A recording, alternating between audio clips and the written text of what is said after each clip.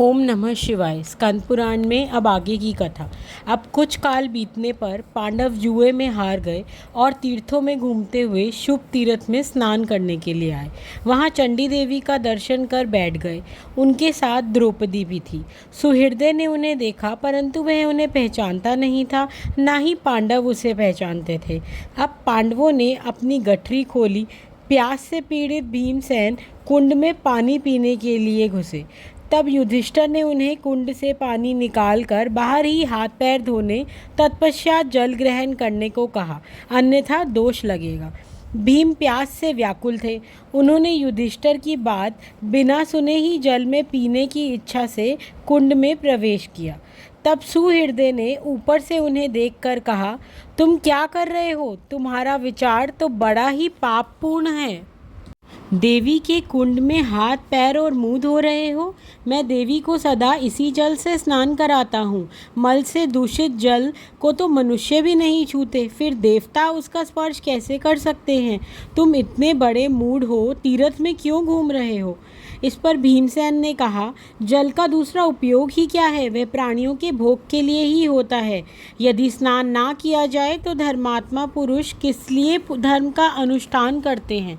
अब सुहृदय बोला, निसंदेह तुम्हारा यह कथन सत्य है कि मुख्य मुख्य तीर्थों में स्नान करना चाहिए, परंतु जो नदी आदि चर तीर्थ हैं जिनके जल बहते रहते हैं, उन्हीं में भीतर प्रवेश करके स्नान करना चाहिए। कूप सरोवर आदि स्थावर तीर्थों में तो बाहर खड़े होकर ही स्नान आदि करना उचित है। जो जल में मल मूत्र विष्ठा कफ थूक और कुल्हा छोड़ते हैं, वे ब्रह्म हत्यारों के समान हैं। तुम शीघ्र जल से बाहर आओ। अब भीमसेन बोले, अब तू अपनी इच्छा के अनुसार वहाँ विलाप कर या चिंता के मारे सूख जा, मैं तो जल पीकर ही रहूँगा।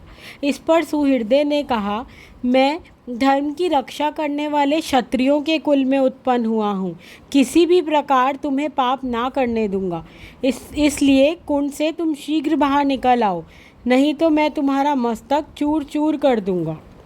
यूँ कहकर सुहृदय ईंटें उठा लिए और भीम के मस्तक को लक्ष्य करके फेंकना आरंभ किया। भीम उसके प्रहार को बचाकर उछले और सरोवर से बाहर आ गए। दोनों में भयंकर आपस में गुत्थागुत्थी हुई।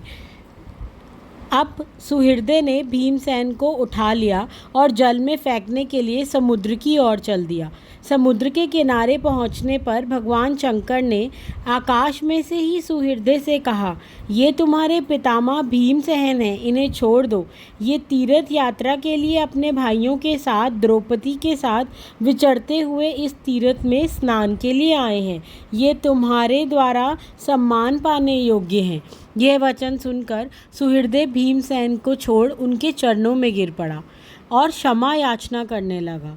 भीमसेन ने उसे छाती से लगा लिया। जन्म काल से ही ना हम तो एक दूसरे को पहचानते ही नहीं हैं। केवल घटोत्कच तथा भगवान श्री कृष्ण से तुम्हारा नाम सुन रखा था। वे तुम इस तीर्थ में निवास करते हो, ये पता था, और परंतु ये सब बात हम भूल गए थे। तुम शोक ना करो, तुम्हारा इसमें तनिक भी दोष नहीं है, क्योंकि कुमार्ग पर चलने वाला कोई भी क्यों ना हो, क्षत्रिय के लिए दंडनीय ही है। अतः शोक छोड़ तुम्हें स्वस्थ हो जाना चाहिए। सुहृदय बोले, मैं पापी हूँ, ब्रह्म हत्या से भी अधिक घृणा का पात्र हूँ, अतः मैं अपने शरीर को महिसागर संगम में त्याग दूंगा। यूँ कहकर सुहृदय उछलकर समुद्र के भीतर चला गया। समुद्र भी यह सोचकर कांप उठा कि मैं कैसे इसका वध करूं। सिदंबिका तथा चारों दिशाओं की देवियां रुद्र के साथ वहां आईं और उसे हृदय से लगाकर बोली, अनजाने में किए हुए पाप से दोष नहीं लगता। भीम पुत्र पुत्र पुकारते हुए तुम्हारे पीछे लगे हुए हैं। तुम्हारी मृत्यु हो जाने पर वे स्वयं भी प्राण त्याग देने के उत्सुक हैं। यदि इस समय तुम शरीर छोड़ोगे तो भीमसेन भी शरीर को त्याग देंगे। उस दशा में तुम्हें भारी पाप लगेगा। तुम अपने शरीर को धारण करो, थोड़े ही समय में श्री कृष्ण के हाथ से तुम्हारे शरीर का नाश होगा। वे साक्षात भगवान विष्णु हैं। उनके हाथ से शरीर का नाश मुक्तिदायक है। इसलिए तुम उस समय की प्रतीक्षा करो। देवियों के ऐसा कहने पर सुहृदय उदास मन से लौट आया। सुहृदय चंडी के कार्य सिद्धि के लिए बड़ा भारी युद्ध करेगा, इसलिए संसार में चांडिल नाम से प्रसिद्ध और समस्त विश्व के लिए पूजनीय होगा।